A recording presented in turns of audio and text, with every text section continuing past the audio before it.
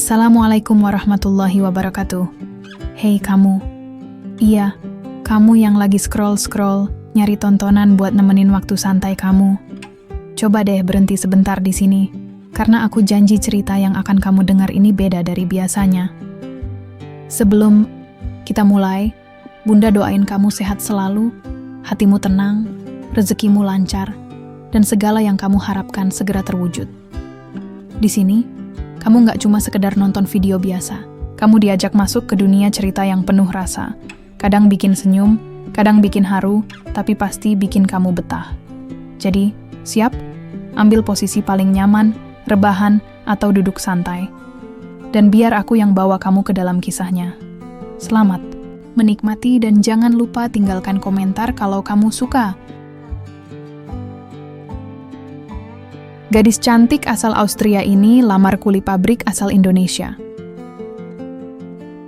Nama lengkapnya M. Saiful Anwar, tapi semua orang di pabrik manggil dia Ipul. Dia datang ke Austria setahun lalu sebagai TKI. Dulu di kampungnya, dia kerja serabutan.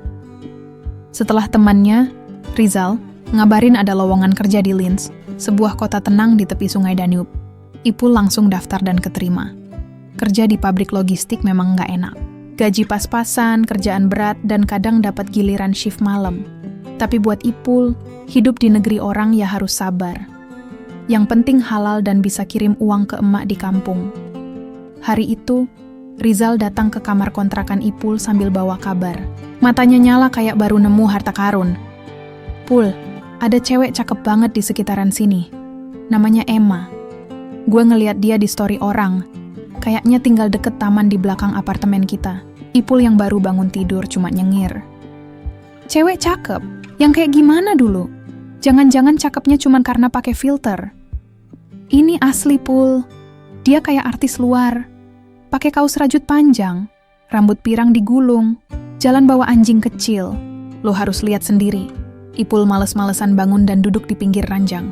Tapi rasa penasaran mulai muncul juga. Besok sore, habis pulang kerja, Ipul dan Rizal nongkrong di taman yang disebut. Bener aja, cewek itu datang. Jalan santai sambil sesekali membetulkan lengan bajunya yang sempit. Anjing kecil berwarna coklat mengikuti langkahnya. Ipul langsung berdiri. Kalau gue ngajak kenalan, lu jangan kabur ya, Zal. Tenang, gue support dari belakang.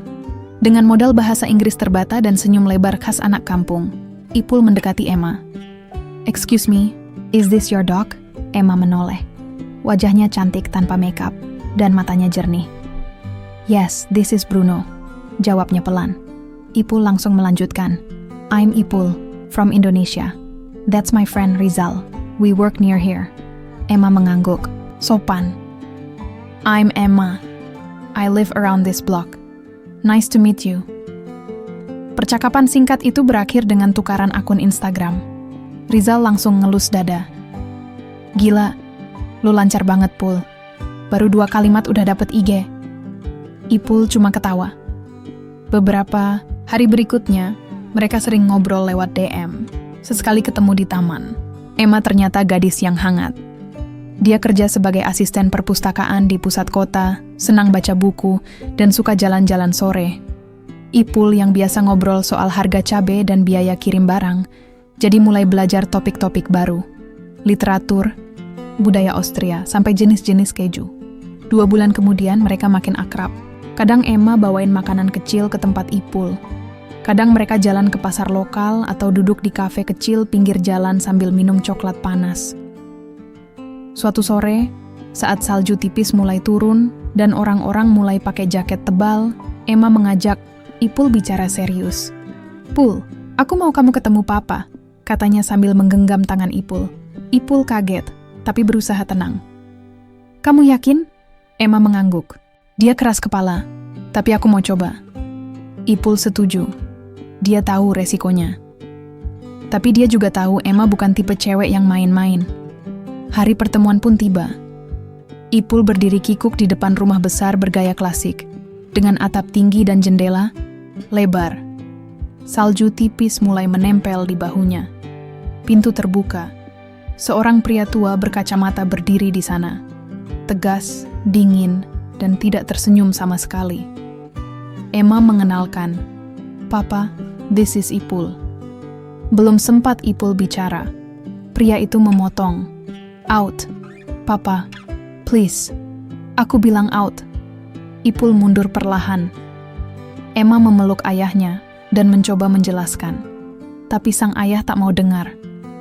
Dengan wajah merah, dia bilang, "Dia cuma kuli di pabrik Emma. Kamu bisa dapat yang jauh lebih baik." Dari balik pintu, Ipul hanya menunduk.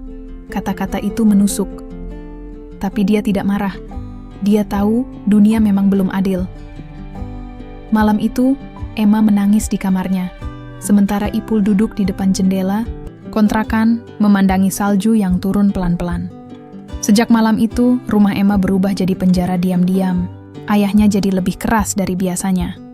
Bukan marah besar yang meledak-ledak, tapi sikap dingin, ucapan pendek, dan pandangan curiga setiap kali Emma mengangkat ponsel atau bersiap keluar rumah. "Emma, kamu mau kemana lagi? Baru pulang sudah mau pergi?" Tanya ayahnya suatu pagi. Emma menjawab pelan, "Mau beli buku." "Buku? Bukannya kamu baru beli minggu lalu?" Emma tak menjawab. Dia tahu, pertanyaan itu bukan murni ingin tahu. Itu semacam kode bahwa ayahnya tidak percaya padanya lagi. Sejak pertemuan dengan Ipul yang berakhir dengan pengusiran, Emma seperti hidup di bawah bayangan. Ponselnya pernah disita sehari penuh, dan semua notifikasi dicek diam-diam. Saat dia protes, ayahnya malah bilang, "Aku menyelamatkanmu dari orang yang tidak pantas." "Papa tidak kenal dia," jawab Emma. "Tapi Papa tahu dia bukan untukmu. Lihat pekerjaanmu. Lihat pekerjaannya. Dia buruh kasar. Kamu bisa lebih baik." Emma menunduk. Ia tak ingin berdebat terlalu jauh. Tapi dalam hatinya, ia tahu Ipul bukan sembarang pria. Ipul sopan, lucu, dan selalu mendengarkan. Dia tidak malu mengakui siapa dirinya. Bahkan waktu pertama kali mereka makan di restoran kecil, Ipul dengan santainya bilang, "Aku nggak ngerti semua menu di sini. Kamu pilihkan aja ya. Yang penting, jangan yang pahit." Emma tertawa waktu itu, sampai air matanya keluar. Sekarang, Emma harus pintar-pintar menyusun strategi. Kalau mau bertemu Ipul, harus cari waktu yang tepat, tempat yang aman dan cara kabur yang tidak ketahuan. Suatu sore, dia kirim pesan ke Ipul. "Besok pagi aku pura-pura jogging. Aku akan lewat taman belakang jam 6.20.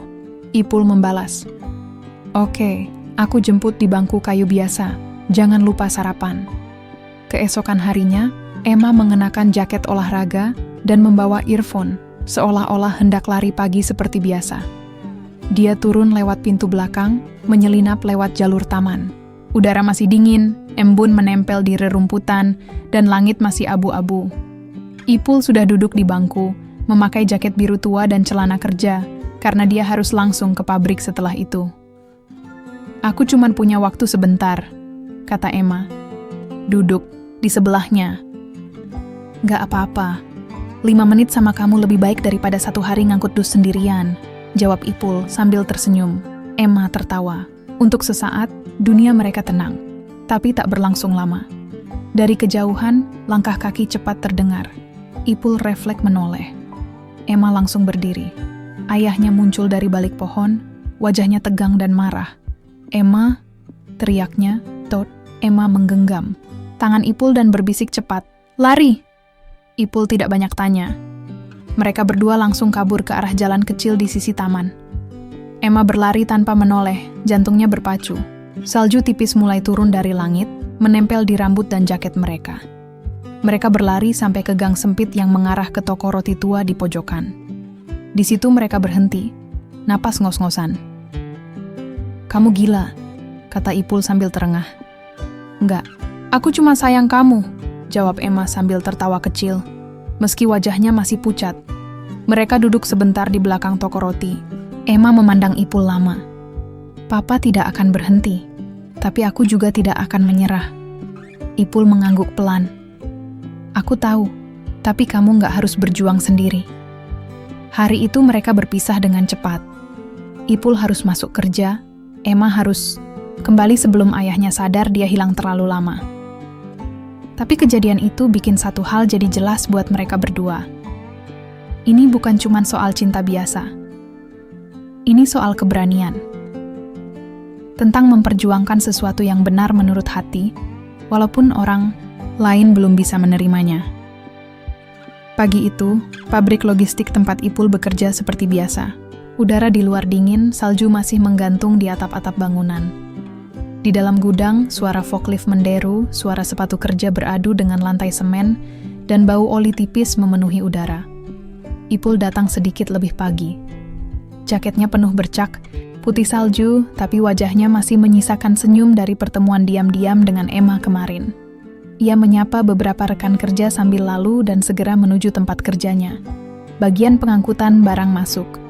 Baru saja ia mulai mengangkat dus besar berisi peralatan baja. Terdengar suara dari pengeras pabrik. Selamat pagi semuanya. Hari ini kita kedatangan manajer lapangan baru. Silakan beri sambutan untuk Herr Bruckner. Ipul menoleh cepat ke arah tangga logam di sisi gudang. Dari sana, muncul pria tinggi, mengenakan jas tebal berwarna gelap. Wajahnya kaku, matanya tajam. Ia berdiri dengan tangan di pinggang, memandangi seluruh pekerja dari atas seperti sedang menilai. Ipul menelan ludah, matanya membelalak. Itu ayahnya Emma. Beberapa rekan kerja bertepuk tangan sopan. Herr Bruckner menunduk sedikit sebagai balasan, lalu melangkah turun ke area kerja.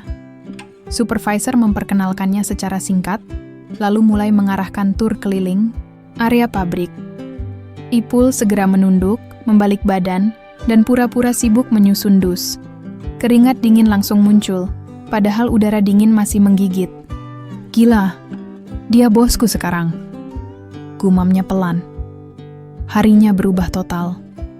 Tiap kali suara sepatu kulit Herr Bruckner terdengar mendekat, Ipul langsung menghindar. Kadang pura-pura pindah zona kerja, kadang malah bersembunyi di balik tumpukan palet. Teman-temannya heran, tapi tak ada yang berani bertanya. Ipul terkenal humoris, tapi hari itu dia lebih banyak diam. Saat makan siang, Ipul duduk di bangku luar, menghadap tempat parkir. Tangannya memegang roti lapis yang tidak disentuh sejak tadi. Rizal, teman satu kontrakannya, datang sambil menggigit apel. Bro, kamu kenapa? Kayak lihat pocong, katanya bercanda. Ipul menghela napas. Bos baru kita itu, ayahnya Emma. Rizal langsung berhenti mengunyah. Waduh, serius? Ipul mengangguk. Makanya tadi kamu ngumpet kayak maling? Ipul cuma mengangkat bahu. Dia tidak tahu harus tertawa atau menangis. Jam kerja berjalan lambat. Tiap 5 menit rasanya seperti sejam. Ipul terus menghindari ayah Emma. Tapi sialnya, saat sore hari, dia malah ditugaskan mengantar berkas ke ruang manajer. Gudang sunyi. Lampu-lampu sudah mulai dipadamkan. Udara dingin makin menusuk. Ipul berdiri di depan pintu kaca ruang kantor. Tangannya menggenggam map. Ia tarik napas dalam, ketuk pintu 3 kali. Masuk. Suara berat di dalam menjawab. Ipul masuk perlahan. Herr Bruckner sedang duduk di balik meja, menatap layar monitor. Dokumen dari bagian pengangkutan, Pak, kata Ipul, menunduk sedikit. Herr Bruckner menoleh. Matanya langsung menatap Ipul tajam. Suasana ruangan mendadak tegang. Kamu, katanya pelan. Ipul diam. Kamu yang berani-beraninya mendekati putriku. Ipul menunduk. Saya minta maaf, Pak. Kalau kamu pikir dengan menyelinap dan mengajak dia lari-lari pagi, kamu bisa memenangkan hatinya, kamu salah. Ipul tidak menjawab. Ia tidak datang ke situ untuk berdebat. Ia hanya ingin menyerahkan berkas dan keluar secepatnya. Tapi sebelum pergi, ia berkata pelan, "Saya memang cuma buruh kasar, Pak. Tapi saya tidak main-main sama Emma." Ia lalu membalikkan badan dan keluar ruangan tanpa menunggu jawaban. Langkahnya berat, perutnya mual, kepalanya pusing. Tapi malam itu, saat sampai di kamar kontrakan, Ipul membuka pesan dari Emma. "Papa jadi atasanku sekarang," tulisnya. "Aku tahu," balas Ipul singkat. "Jangan takut, aku tetap di pihakmu." Ipul terdiam lama. Ponsel diletakkan di meja kecil sebelah kasur. Ia menatap langit-langit. Dunia ini lucu, pikirnya. Cinta bisa muncul di tempat yang tidak terduga, dan rintangan pun datang dari arah yang tak terbayangkan. Tapi malam itu, walau hari melelahkan, ada sedikit semangat yang membuat Ipul tersenyum kecil. Emma masih di pihaknya. Hari itu salju turun sejak dini hari. Jalanan kota Vienna memutih. Pabrik logistik tempat Ipul bekerja tetap buka seperti biasa, hanya saja beberapa karyawan datang terlambat karena akses jalan yang terhambat. Ipul datang tepat waktu. Dia selalu datang awal, terutama sejak tahu Herr Bruckner, ayah Emma, adalah manajer lapangan. Ipul berusaha terlihat rajin, disiplin, dan tidak cari masalah. Bahkan akhir-akhir ini dia jadi lebih pendiam dari biasanya. Tidak ada lagi bercanda dengan Rizal saat istirahat makan siang. Pagi itu, pabrik agak kacau. Truk pengangkut, barang datang lebih awal, dan alat pengangkat barang sempat rusak. Para pekerja, termasuk Ipul, diminta turun tangan langsung memindahkan palet-palet logistik besar ke dalam gudang secara manual. Di sisi lain, Herr Bruckner sedang mengawasi jalur distribusi di luar, berdiri tak jauh dari rel forklift. Suara, bising mesin dan derit logam memenuhi udara. Ipul sedang mendorong palet besar ke dalam lorong pengemasan saat ia melihat salah satu forklift bermasalah. Sopirnya kehilangan kendali karena ban tergelincir oleh lapisan es tipis yang terbawa masuk dari luar. Forklift melaju tak terkendali, dan arahnya langsung ke tempat Herr Bruckner berdiri membelakangi. "Pak, awas!" teriak seseorang. Namun, terlambat Ipul tidak berpikir panjang. Dia langsung melempar palet yang ia dorong, dan lari ke arah Herr Bruckner. Detik-detik itu seperti melambat. Forklift meluncur deras, dan Herr Bruckner menoleh terlambat. Tubuhnya kaku, seperti terpaku di tempat. Brak! Ipul menubruk tubuh besar itu dari samping, menjatuhkannya ke tanah beberapa meter ke samping. Forklift menabrak tumpukan kardus besar dan berhenti di sana, hanya beberapa inci dari tempat mereka tadi berdiri. Gudang mendadak hening, semua orang berlari mendekat. "Are you okay, Herr Bruckner?" tanya beberapa staf yang panik. Ayah Emma terduduk di lantai, napasnya memburu. Jaketnya kotor, terkena debu dan serpihan kardus, tapi tubuhnya selamat. Di sampingnya, Ipul meringis memegangi bahu, terpukul keras saat melindungi pria itu. Herr Bruckner memandangi Ipul dalam diam. "Kamu," katanya pelan. Ipul hanya mengangguk pelan. "Saya nggak bisa lihat orang celaka, Pak. Siapapun dia." Beberapa orang membantu mereka berdiri. Supervisor datang tergesa-gesa sambil menelpon ambulans untuk memastikan tidak ada cedera serius. Sementara itu, semua yang melihat kejadian itu langsung membicarakan tindakan Ipul. Beberapa staf mengangguk-angguk kagum. Siangnya, pabrik sempat dihentikan sementara. Ipul dibawa ke ruang medis kecil untuk diperiksa. Bahunya sedikit memar tapi tidak parah. Dia duduk di sana, menatap langit-langit, sambil mengingat ulang kejadian barusan. Bahkan sekarang pun ia masih gemetar sedikit. Beberapa menit kemudian, pintu terbuka. Herr Bruckner masuk. Kali ini dia tidak pakai jas panjangnya, hanya mengenakan kemeja putih dengan lengan digulung. "Kamu baik-baik saja?" tanyanya pelan. Ipul mengangguk. "Cuma bahu, Pak. Tidak apa-apa."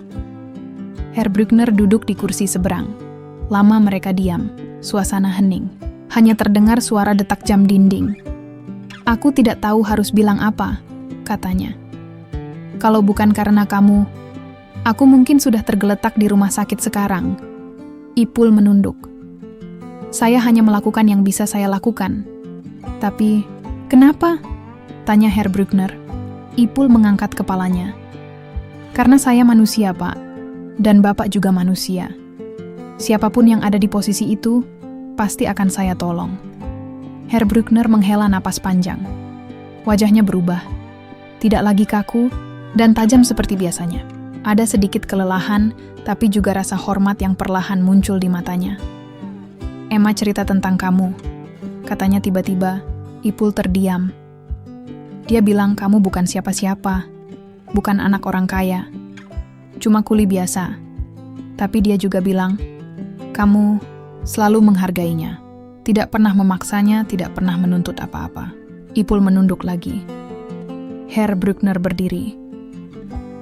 Aku ayahnya. Aku ingin yang terbaik untuk anakku. Tapi kadang, kita terlalu cepat menilai orang. Ia berjalan menuju pintu. Sebelum keluar, dia menoleh sekali lagi.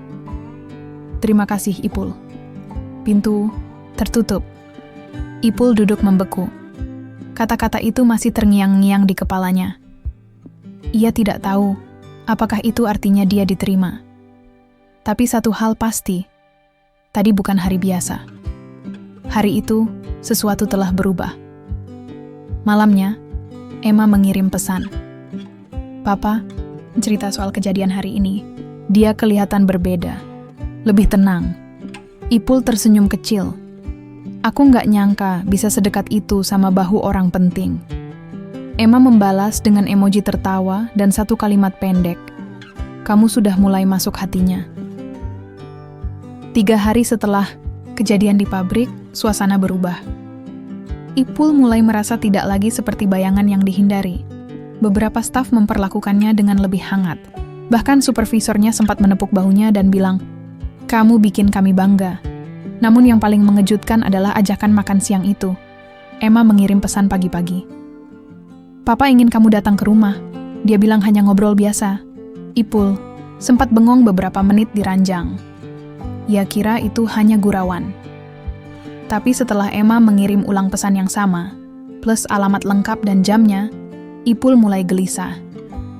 Hari Minggu itu, ia mengenakan kemeja biru muda, satu-satunya yang paling rapi di lemarinya. Ia naik tram, turun di halte dekat distrik elit pinggir kota. Udara dingin tapi cerah. Salju masih menumpuk di pinggir jalan, tapi tidak sedang turun. Rumah-rumah besar berderet rapi, semua tampak tenang. Rumah Emma berdiri megah. Bangunannya klasik, dengan batu bata abu terang dan jendela besar-besar. Di depannya ada pohon cemara kecil yang dihias lampu. Tidak ada pagar, hanya jalan setapak menuju pintu kayu berukir. Ipul berdiri di depan pintu, menelan ludah, lalu menekan bel. Pintu dibuka oleh Emma. Masuklah, katanya dengan senyum hangat. Di ruang tamu, Herr Bruckner sudah duduk di sofa. Ia mengenakan sweater, krem, tanpa jas atau kemeja formal. Wajahnya tetap serius, tapi tidak sekaku sebelumnya. Selamat siang, Herr Bruckner, sapa Ipul sambil menunduk. Ayah Emma mengangguk. Duduklah. Ipul duduk hati-hati.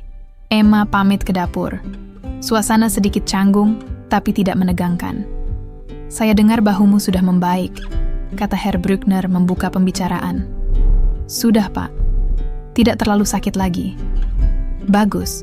Beberapa detik hening. Lalu Emma datang membawa nampan berisi teh hangat dan sepiring roti lapis isi keju dan daging asap. Ini resep Papa, kata Emma, sambil meletakkan di meja. Ipul mengangguk berterima kasih. Tapi dia tidak langsung menyentuhnya. Herr Bruckner mengambil satu potong roti dan menggigit pelan. Saya tahu kamu pasti gugup, katanya. Tapi tenang saja, hari ini saya tidak akan marah. Ipul tertawa kecil, gugup. Saya cuma kaget, Pak. Bapak ngajak saya ke sini. Saya kira Bapak masih marah. Saya pernah muda juga, jawab Herr Bruckner. Dan saya tahu perasaan tidak bisa dipaksa. Tapi waktu itu saya hanya takut. Takut anak saya salah pilih. Ipul, diam. Mendengarkan. Tapi saya salah satu orang yang percaya pada bukti, bukan omong kosong. Dan waktu kamu menolong saya, itu sudah cukup membuktikan sesuatu. Ia menatap Ipul dengan tajam tapi tidak memusuhi. Kamu tidak perlu jadi orang kaya, Ipul. Tidak perlu lulusan universitas mahal. Tapi kamu harus bisa jaga Emma dengan baik. Bisa diandalkan. Itu saja. Ipul mengangguk pelan. Saya ngerti, Pak. Dan saya memang ingin jadi orang yang bisa diandalkan. Mereka makan dalam diam. Tidak lama, Emma ikut duduk. Ia terlihat lega. Pipinya merona seperti baru selesai menangis bahagia. Ketiganya makan dengan tenang. Kadang Emma menyela dengan cerita lucu masa kecilnya, membuat suasana lebih cair. Setelah makan, Herr Bruckner mengajak Ipul ke ruang belakang. Ruang itu penuh buku dan rak tua. Ada peta dunia tergantung di dinding. Ini ruang baca saya, katanya. Saya suka melihat peta, membayangkan tempat-tempat jauh yang belum pernah saya kunjungi. Ia menunjuk ke Indonesia. Negaramu jauh, tapi penuh sejarah. Ipul mengangguk. Banyak orang di sana bermimpi kerja ke luar negeri, Pak. Termasuk saya. Herr Bruckner memandangnya sejenak. Dan sekarang kamu ada di sini, duduk di ruang saya. Ia berjalan ke jendela besar. Di luar, matahari mulai tenggelam, menyinari salju yang memantul jingga. Saya tidak bisa janji akan langsung merasa nyaman, tapi hari ini, saya belajar membuka pintu sedikit. Ipul berdiri. Ia menatap pria itu, lalu berkata pelan, "Terima kasih, Pak. Itu sudah lebih dari cukup." Hari mulai gelap ketika Ipul berpamitan pulang. Di depan pintu, Emma menggenggam tangannya sebentar. Tidak ada kata, tapi senyum di wajahnya sudah cukup menjelaskan segalanya. Di luar, lampu rumah mulai menyala satu persatu. Jalanan sunyi. Tapi di dalam dada Ipul, ada sesuatu yang hangat. Hari itu, pintu hati seseorang terbuka, dan harapan tumbuh lebih jelas. Hari itu dingin sekali, tapi suasana hati Ipul justru terasa hangat. Sudah hampir 2 bulan sejak pertemuan pertamanya dengan Herr Bruckner di ruang tamu rumah itu. Sejak hari itu, semuanya perlahan berubah. Bukan jadi sempurna, tapi jauh lebih baik. Herr Bruckner mulai menyapa Ipul lebih dulu saat bertemu di pabrik. Kadang mereka bahkan sempat ngobrol ringan soal kerja atau kabar Emma dan Emma. Ia tetap seperti dulu, ceria, penuh semangat, dan makin sering mengirim pesan-pesan lucu lewat ponsel. Tapi hari ini, Emma bersikap sedikit aneh. Sejak pagi sudah mengirim pesan, menyuruh Ipul datang ke rumah jam 6 sore, tapi tak menjelaskan alasannya. Jangan telat, pakai baju paling rapi kamu, tapi jangan tanya kenapa. Tulisnya, Ipul menurut saja. Ia mandi lebih awal, menyetrika kemeja putihnya sampai rapi, dan memastikan sepatu bututnya setidaknya tidak terlalu kotor. Ia berangkat naik tram, turun 2 halte sebelum biasanya, dan berjalan kaki menembus salju yang perlahan turun. Langit senja berwarna kelabu pucat. Salju turun pelan, seperti remah-remah es yang jatuh dari langit. Rumah Emma tampak hangat dari luar. Lampu di dalam sudah menyala, memantulkan cahaya kekuningan dari jendela besar. Pohon cemara kecil di depan rumah masih berdiri anggun, kini tertutup tipis salju baru. Ipul mengetuk pintu. Yang membuka bukan Emma, bukan juga Herr Bruckner, melainkan seorang wanita paruh baya, Bibi Emma. Ia tersenyum dan mempersilakan Ipul. Masuk. Mereka menunggu di belakang, katanya sambil menunjuk ke arah halaman. Halaman belakang itu tertutup salju, tapi sudah dibersihkan sebagian. Ada bangku kayu panjang, dihias lampu gantung kecil berwarna kuning. Di salah satu sudut berdiri, Herr Bruckner mengenakan mantel tebal dan syal. Ia memandang Ipul dan memberi isyarat dengan dagu ke arah tengah halaman. Di sanalah Emma berdiri. Ia mengenakan mantel putih bersih, rambut dikepang rapi, dan di tangannya ada sebuah kotak kecil berwarna merah. Senyum Emma lebar, tapi matanya berkaca-kaca. Ipul mendekat, jantungnya berdebar. "Mas Ipul," katanya pelan, "kamu tahu aku orang yang keras kepala, tapi juga orang yang tahu siapa yang aku pilih." Ipul bingung harus menjawab apa. Ia hanya menatap wajah Emma, bingung sekaligus tegang. Emma membuka kotak merah itu. Di dalamnya ada sebuah cincin sederhana, tanpa hiasan berlebihan. Ia mengangkatnya, lalu berlutut di atas salju. "Ipul, maukah kamu menikah denganku?" Seketika, dunia Ipul seperti berhenti. Ia menatap gadis itu. Seorang bule Austria, anak pengusaha, kini berlutut di salju demi dirinya. Seorang pemuda desa dari Indonesia yang datang ke negeri asing hanya sebagai buruh pabrik. Herr Bruckner masih berdiri di sudut halaman, tapi tidak mengatakan apapun. Ia hanya tersenyum kecil, seolah mengizinkan semuanya berjalan. Ipul menatap Emma, lalu menunduk sedikit. "Emma," katanya, "aku ini cuma orang biasa. Tapi kalau kamu yakin, Aku akan jaga kamu dengan seluruh hidupku. Emma tersenyum, bangkit, dan menyematkan cincin itu ke jari Ipul. Salju masih turun perlahan. Lampu-lampu kecil berkelap-kelip, membuat suasana seperti potongan adegan dalam film lama yang hangat. Herr Bruckner berjalan mendekat. Ia menepuk pundak Ipul, lalu memeluk anak gadisnya. Malam itu, mereka duduk bersama di bangku panjang, minum teh panas dan makan kue coklat buatan bibi Emma. Tidak banyak bicara, tapi semua tahu, momen itu akan diingat selamanya. Kadang cinta tidak datang dengan gegap gempita, tidak juga harus dengan pesta megah atau janji besar. Tapi ketika dua orang saling memilih, melawan rintangan, dan berdiri bersama, maka itu cukup. Dan di malam bersalju itu, dua dunia yang berbeda akhirnya bertemu. Bukan karena kebetulan, tapi karena keberanian untuk mencintai tanpa syarat. 3 minggu setelah lamaran itu, Ipul resmi pindah dari kamar sempit di kompleks pekerja ke sebuah apartemen kecil yang disewa bersama Emma. Letaknya tak jauh dari pusat kota, hanya 2 halte tram dari tempat kerja mereka. Apartemen itu tidak mewah, tapi cukup untuk 2 orang yang memulai segalanya dari awal. "Mas, kamu lupa naruh handuk di kamar mandi lagi," ujar Emma sambil menahan tawa. Ipul keluar dari kamar mandi dengan rambut masih basah, memegang kaos dalam satu tangan. "Lupa, maaf, aku kira udah naruh tadi." Setelah tinggal bersama, mereka mulai menyadari bahwa cinta tidak selalu soal kejutan manis dan pelukan di tengah salju. Kadang soal hal kecil seperti rebutan remote TV, adu argumen soal masakan siapa yang lebih enak, atau kebiasaan Ipul yang sering lupa menaruh barang pada tempatnya. Tapi mereka juga belajar saling menyesuaikan. Emma mulai terbiasa dengan gaya hidup sederhana Ipul. Ia tak lagi tergila-gila belanja online setiap minggu. Sebaliknya, Ipul perlahan belajar budaya Eropa, dari cara Emma menyusun jadwal, merapikan dapur, sampai menyikapi masalah dengan diskusi, bukan emosi. Namun di balik semua itu, masih ada satu ganjalan. Status Emma ingin menikah secara resmi. Ia sudah berbicara dengan ayahnya yang kini tidak lagi keberatan. Tapi masalahnya ada pada dokumen Ipul. Status visa kerja sementara membuat semua proses jadi rumit. Pemerintah Austria punya aturan ketat soal pernikahan warga asing.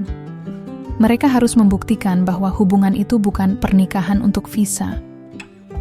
"Mas, aku udah kirim semua berkas kita ke kantor urusan sipil, tapi mereka bilang harus wawancara dulu. Kita harus datang bareng," kata Emma sambil membaca email di laptop. Ipul hanya mengangguk. Ia bisa kerja fisik dari pagi sampai malam, tapi urusan dokumen membuatnya bingung.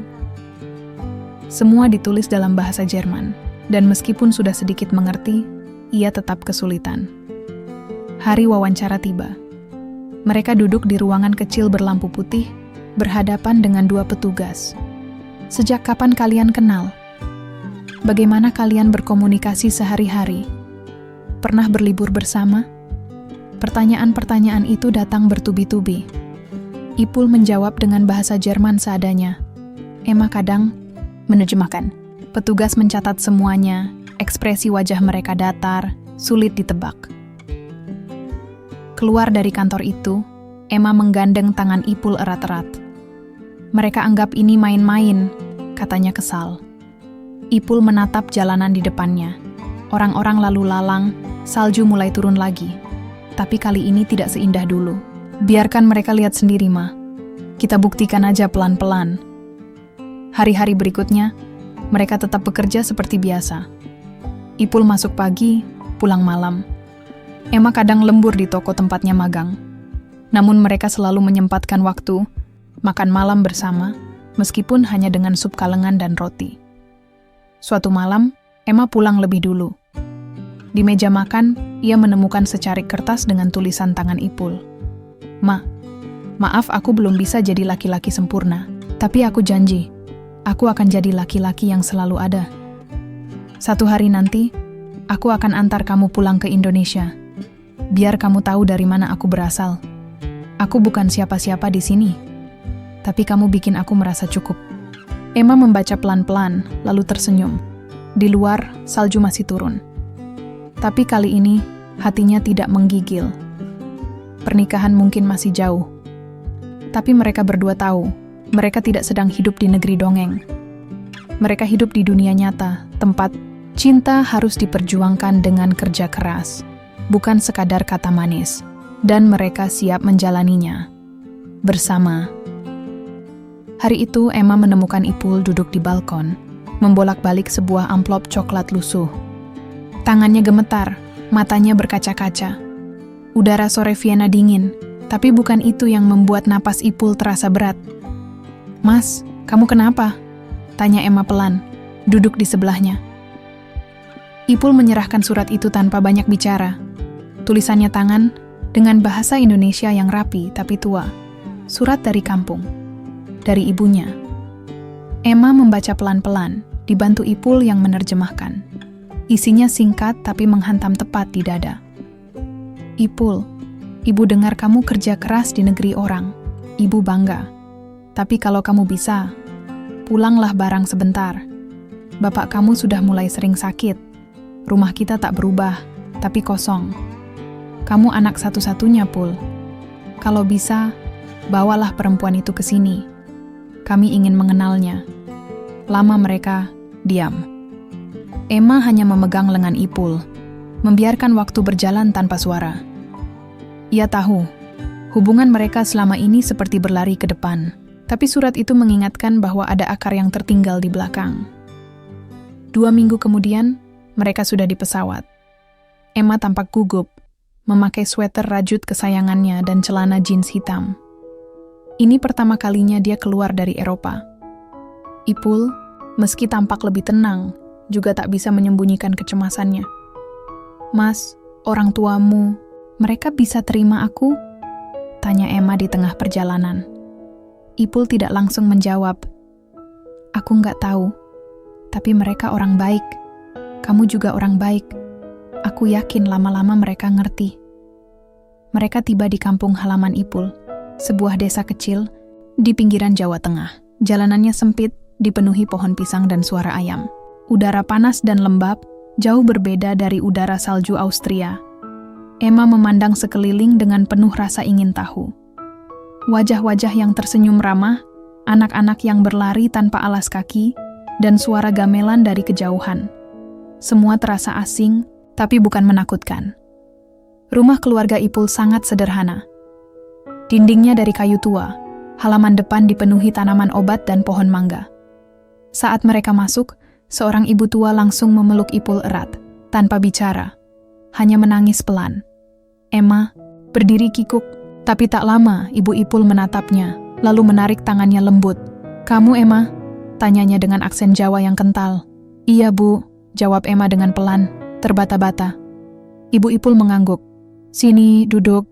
Ibu belum bisa bahasa kamu, tapi kalau kamu bikin anak ibu senyum, ibu percaya kamu baik." Itu pertemuan yang aneh tapi hangat. Selama beberapa hari berikutnya, Emma belajar banyak hal. Mandi pakai air sumur, makan pakai tangan, dan tidur dengan suara jangkrik. Awalnya dia terkejut, tapi lama-lama ia bisa tertawa. Bahkan ia mulai bisa menirukan logat Jawa Ipul, meski sering salah ucap dan membuat semua orang terpingkal. Ipul sendiri kembali jadi dirinya yang dulu. Anak kampung yang suka bercanda dengan tetangga, ikut ronda malam, dan duduk di warung kopi membahas harga cabai. Suatu malam, ketika mereka duduk di depan rumah, Bapak Ipul yang jarang bicara akhirnya memanggil Emma. "Kamu sayang Ipul?" Emma mengangguk. "Kamu tahu hidup sama orang Indonesia itu nggak gampang? Kami sederhana, nggak banyak duit, nggak banyak gaya." Emma menjawab dengan suara pelan, tapi yakin. "Saya pilih Ipul, bukan gaya hidup." Bapak Ipul tersenyum kecil. Ia menepuk bahu Ipul dan berkata, "Kalau begitu, silakan lanjutkan. Tapi jangan lupa, kamu juga harus belajar jadi bagian dari keluarga ini." Emma mengangguk lagi. Malam itu, untuk pertama kalinya sejak mereka tiba, Emma merasa benar-benar diterima. Ia bukan lagi tamu dari negeri jauh. Ia bagian dari keluarga. 2 minggu di kampung membuat Emma dan Ipul seperti menemukan versi baru dari hubungan mereka. Emma belajar banyak tentang kehidupan sederhana, tentang menjemur pakaian di bawah terik matahari, memasak nasi pakai kompor kayu, dan bicara dengan bahasa tubuh karena tak semua orang di kampung bisa bahasa Inggris atau Jerman. Tapi seperti semua cerita, momen tenang tak pernah bertahan lama.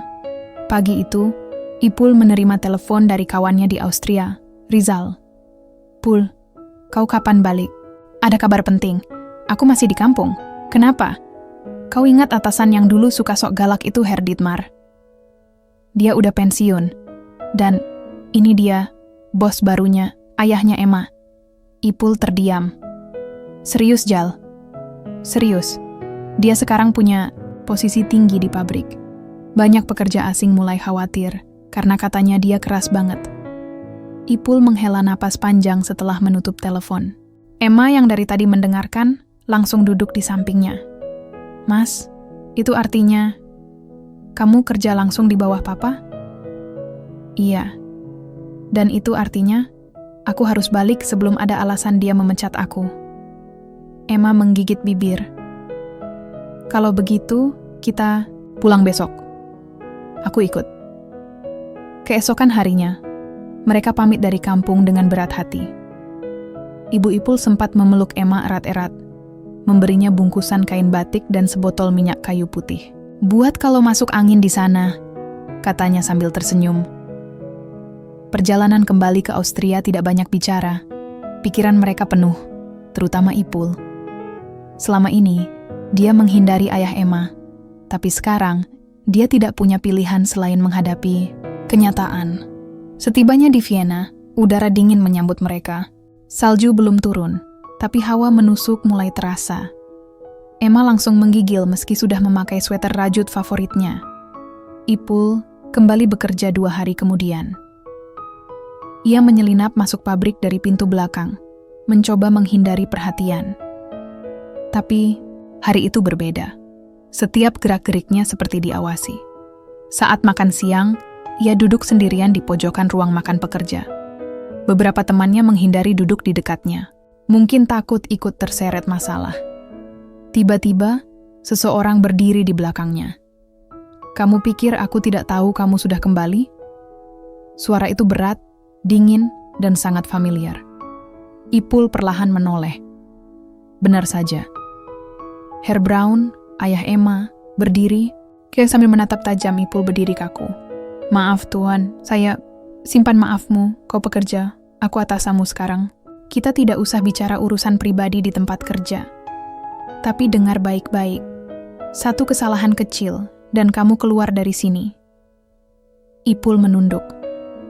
"Saya mengerti." Hari-hari berikutnya berjalan tegang. Herr Braun tidak pernah bicara langsung pada Ipul kecuali saat memberi perintah. Tapi anehnya, meski tegas dan keras, dia tidak mencari-cari kesalahan seperti dulu. Sampai suatu hari, saat terjadi insiden kecil di pabrik. Sebuah mesin tua bermasalah dan berpotensi meledak karena tekanan udara tinggi. Semua orang panik. Herr Braun berusaha menutup katup, tapi tangannya tersangkut di tuas yang macet. Ipul melihat kejadian itu. Tanpa pikir panjang, ia berlari, menarik paksa tuas logam dengan tangannya hingga terluka. Katup tertutup. Bahaya berhasil dicegah. Semua orang menyaksikan kejadian itu. Herr Braun sendiri terdiam cukup lama sebelum akhirnya bicara. "Kamu bisa saja membiarkanku terluka." Ipul menggeleng. "Saya pekerja, Pak, dan Bapak manusia. Saya tidak mungkin membiarkan siapapun celaka." Hari itu, untuk pertama kalinya, ayah Emma menatap Ipul dengan cara berbeda. Tatapannya tidak lagi sinis, tidak juga marah. Ada semacam pengakuan yang pelan-pelan muncul dari sorot matanya. Dan sejak hari itu pula, suasana kerja berubah. Herr Braun tidak lagi mengawasi Ipul seperti tersangka. Bahkan, saat rapat internal, ia sempat memuji kerja cepat dan ketenangan Ipul saat krisis. Ipul tidak besar kepala. Ia tetap bekerja seperti biasa, tetap mengantar teh untuk rekan-rekan tua, tetap bercanda dengan Rizal di sela istirahat. Tapi jauh dalam hatinya, ia tahu sesuatu sedang berubah. Dan perubahan itu mungkin adalah awal dari sesuatu yang baik. Emma berdiri di balik jendela apartemennya, menatap lekat deretan bangunan tua khas Vienna yang perlahan mulai diselimuti kabut tipis. Daun-daun di pepohonan sudah hampir habis. Musim salju hanya tinggal hitungan hari. Ipul baru saja pulang kerja, dan seperti biasa, langsung duduk di lantai sambil melepas sepatu kerjanya yang lusuh. Kaosnya basah oleh keringat meski udara dingin menusuk kulit. Tapi raut wajahnya terlihat ringan, lebih ringan dari biasanya. "Masih hidup?" tanya Emma bercanda sambil mendekat, menyerahkan segelas coklat panas. "Masih," jawab Ipul sambil meneguk cepat. "Hari ini bosmu itu nyuruh aku jadi koordinator tim mekanik sementara. Katanya karena aku cepat tanggap." Emma membelalak. "Papa bilang begitu?" Ipul mengangguk pelan. "Enggak langsung ke aku, tapi aku dengar dia ngomong ke Herr Gregor. Katanya, si Ipul itu cukup pintar ya, tangannya tangguh, cepat ambil keputusan. Gitu katanya. Bahasa Jerman, tentu saja." Emma tersenyum, lalu duduk di samping Ipul. "Aku kira dia tidak akan pernah mengakui kebaikanmu." Ipul menarik napas panjang. "Aku juga kira begitu. Tapi mungkin kejadian tempo hari itu yang mengubah pandangannya. Kalau saja waktu itu aku telat 1 detik, mungkin tangannya putus kena tuas besi itu." Emma menunduk. Ia ingat kejadian itu.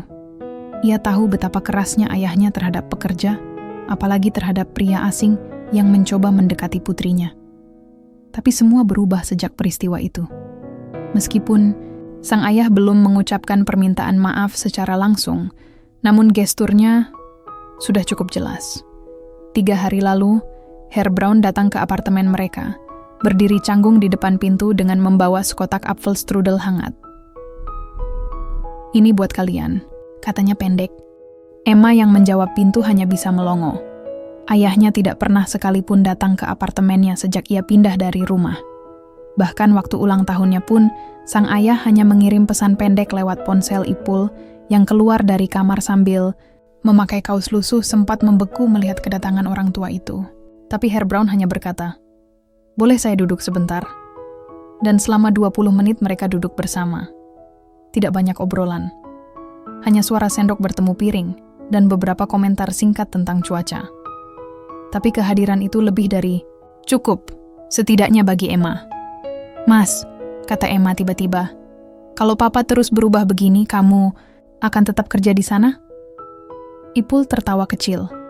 "Mau nggak mau, harus. Kerjaannya lumayan. Tapi jangan khawatir. Aku nggak akan jadi menantu yang nurut semua kemauan atasan.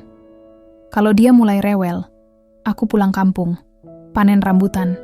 Emma mencubit lengan Ipul pelan. "Aku serius, Mas." Ipul mendekat, menggenggam tangan Emma. "Aku tahu, aku juga serius. Kalau hubungan kita sudah tidak ada halangan lagi, aku siap melangkah lebih jauh." Emma diam sejenak, lalu menatap Ipul. "Aku sudah punya rencana." Ipul mengernyit. "Rencana apa?" Tapi Emma hanya tersenyum. "Nanti juga kamu tahu." Hari berganti. Salju akhirnya mulai turun. Tidak deras, tapi cukup membuat atap-atap bangunan berubah putih. Trotoar licin dan jalanan mulai dipenuhi anak-anak kecil yang bermain lempar salju. Emma sibuk mengatur sesuatu dari balik laptopnya. Ia menelepon catering, memesan kue kecil, dan bahkan membujuk ayahnya agar mau mampir ke rumah kecil mereka di pinggir kota Vienna. "Untuk apa?" tanya Herr Braun dengan nada curiga. "Cuma makan malam biasa." "Tidak lebih," jawab Emma sambil menahan tawa. Hari yang ditentukan tiba. Ipul pulang lebih cepat dari kerja karena Emma menyuruhnya. "Mandi yang bersih. Pakai baju yang sopan.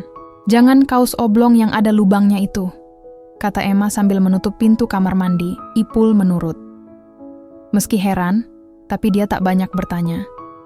Ia sudah tahu kalau Emma mulai sibuk dengan detil-detil kecil seperti tisu meja atau jenis sendok, pasti ada yang besar akan terjadi. Pukul 7 malam, bel rumah berbunyi. Herr Braun datang mengenakan mantel coklat tua dan topi bulu khas Austria. Wajahnya tetap dingin, tapi setidaknya ia datang. Makan malam berlangsung dalam suasana hangat. Tak ada pertanyaan menyelidik. Tidak ada sindiran tajam.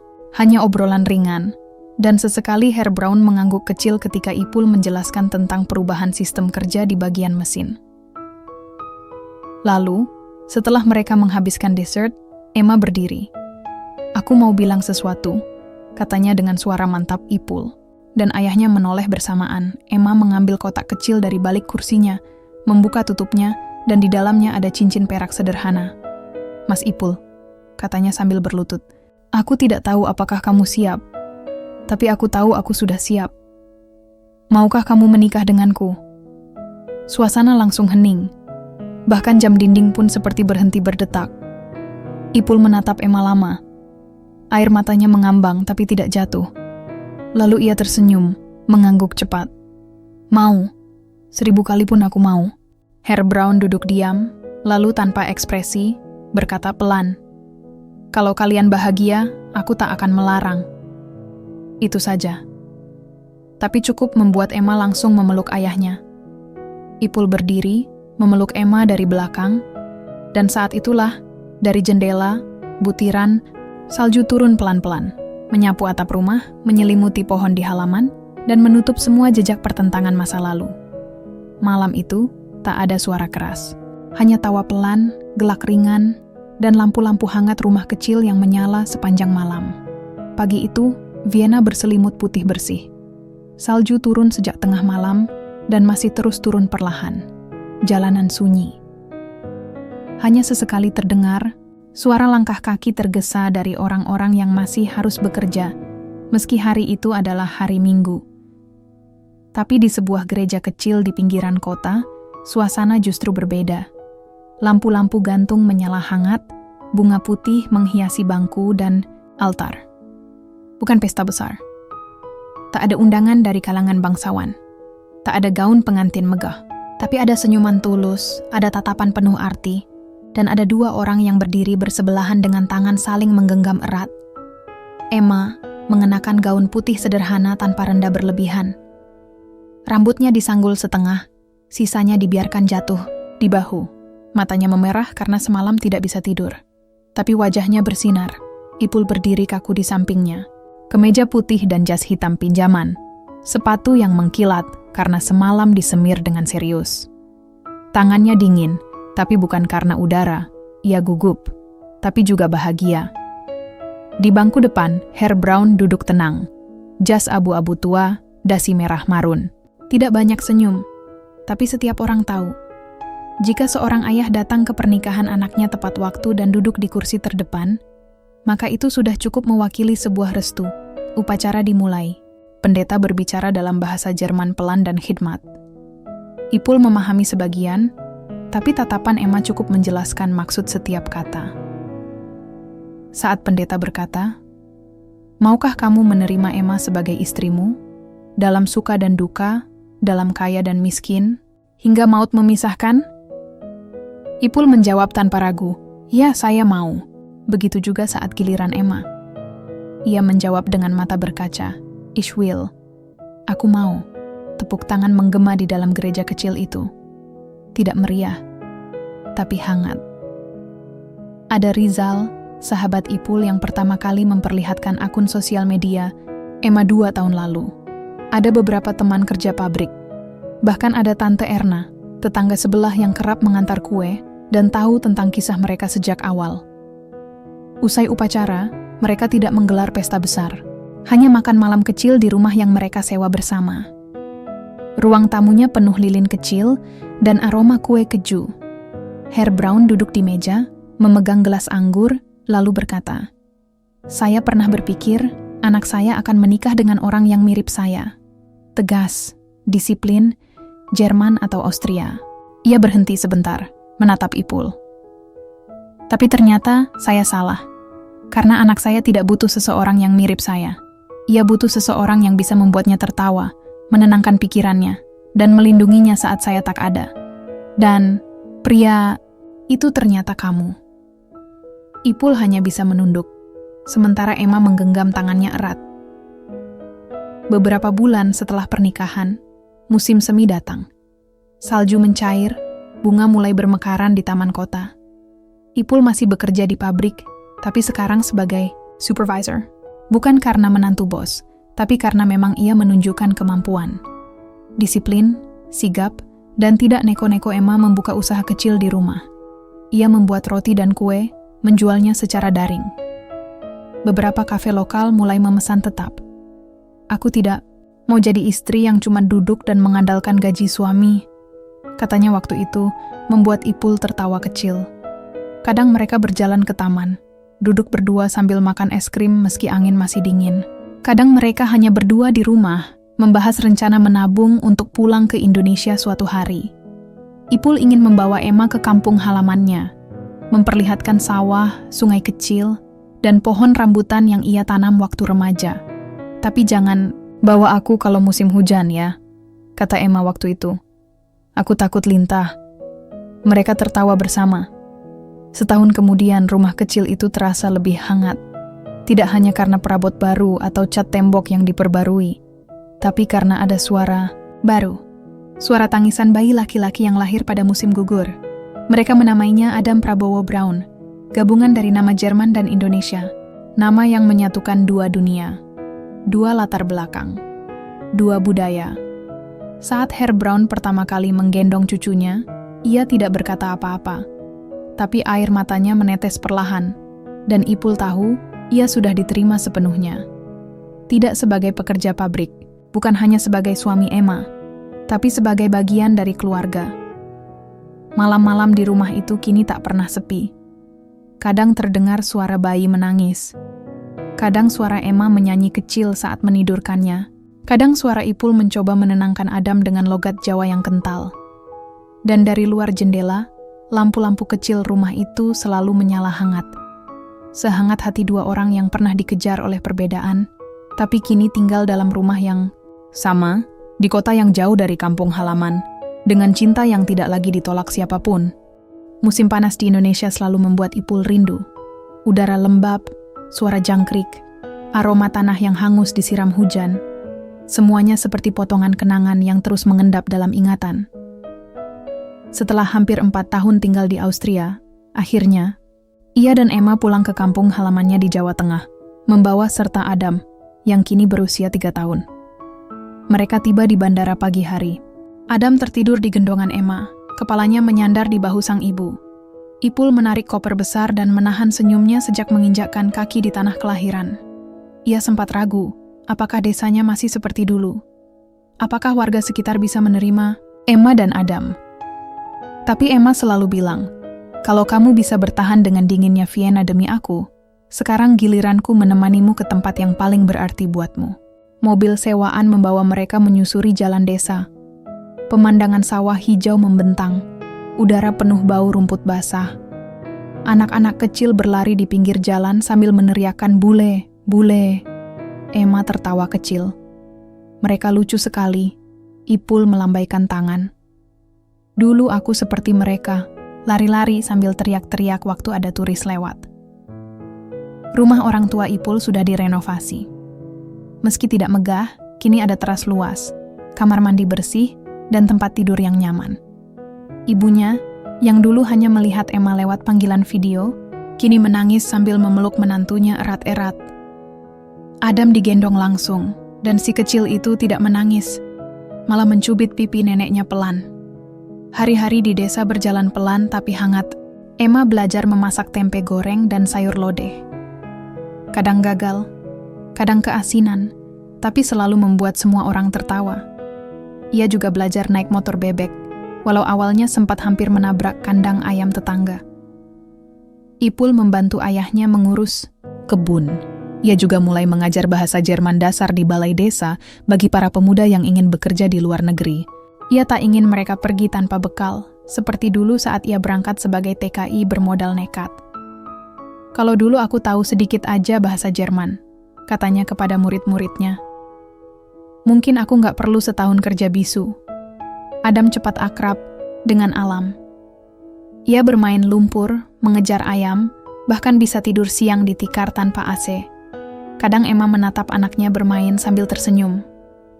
Di sini, dia lebih bebas, bisiknya pada Ipul. Lebih bahagia. Suatu sore, saat matahari mulai turun dan langit berubah jingga, Ipul dan Emma duduk di tepi sawah. Di belakang mereka, rumah kayu sederhana tampak berdiri tenang, seolah menyambut mereka pulang setiap hari. Adam tertidur di dalam, dijaga oleh neneknya. Kalau dipikir-pikir, semua ini seperti mimpi, kata Emma, menyandarkan kepala di bahu. Ipul, dulu aku cuma buruh pabrik yang takut ngomong sama kamu, jawab Ipul pelan. Sekarang kamu duduk di sini, di desa kecil ini, pakai daster, dan masih mau sandar di bahuku. Emma tertawa, lalu memeluk lengan suaminya. Aku ikut kamu, bukan karena gaya hidup, tapi karena kamu ngajarin aku satu hal penting, bahwa cinta itu bukan soal negara, uang, atau status. Tapi soal bagaimana kita memperlakukan satu sama lain. Ipul diam sebentar. Ia menggenggam tangan Emma lebih erat. Dan kamu ngajarin aku bahwa nggak semua orang asing itu angkuh.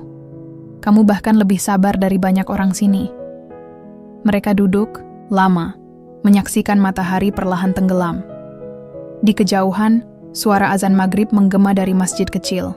Emma mendengarkan dengan tenang. Mungkin ini yang disebut rumah, katanya. Ya, balas Ipul. Bukan tempat, tapi orang yang duduk di samping kita. Beberapa bulan setelah tinggal di desa, Ipul dan Emma sepakat membangun usaha kecil. Mereka membuka toko roti bernama Adam Bakery, menjual aneka roti gaya Eropa, tapi dengan cita rasa lokal. Roti pandan, kue pisang, hingga croissant isi tape. Ramai, sederhana, dan laku keras. Anak-anak desa menyukai rasanya, dan ibu-ibu suka suasananya. Rizal sempat datang berkunjung dari Austria. Ia heran melihat sahabatnya yang dulu kerja malam dan tidur di lantai, kini jadi pengusaha kecil yang sibuk mengaduk adonan sambil menggendong anak. Dunia muter ya, Pul, kata Rizal sambil menyeruput teh. Kamu dulu yang tanya-tanya soal cewek bule. Sekarang malah udah punya anak blasteran. Ipul tertawa. Tapi semua ini bukan karena keberuntungan, Zal. Tapi karena kita berani ambil keputusan yang orang lain takut ambil. Tahun berganti. Adam tumbuh jadi anak lincah. Emma belajar bahasa Jawa perlahan. Ipul makin dikenal sebagai pemuda yang menginspirasi. Tapi bagi mereka, yang terpenting bukan pujian atau status. Yang penting adalah mereka punya rumah. Dan di dalam rumah itu ada tawa, tangis, dan cinta yang tumbuh setiap hari. Suatu malam, Emma menatap langit penuh bintang dari teras rumah. Ipul duduk di sebelahnya sambil memeluk Adam yang mulai mengantuk. Kalau ada orang bertanya, kata Emma, kenapa aku rela tinggal jauh dari Austria? Jawabannya cuma satu. Karena hatiku ada di sini. Ipul memandangnya. Dan hatiku, dari dulu, memang sudah milikmu. Langit malam semakin gelap, tapi rumah mereka tetap terang. Di tengah desa, di bawah langit Jawa, dua hati dari dua dunia berbeda telah bertemu, jatuh cinta, bertahan, dan akhirnya menemukan tempat yang mereka sebut rumah.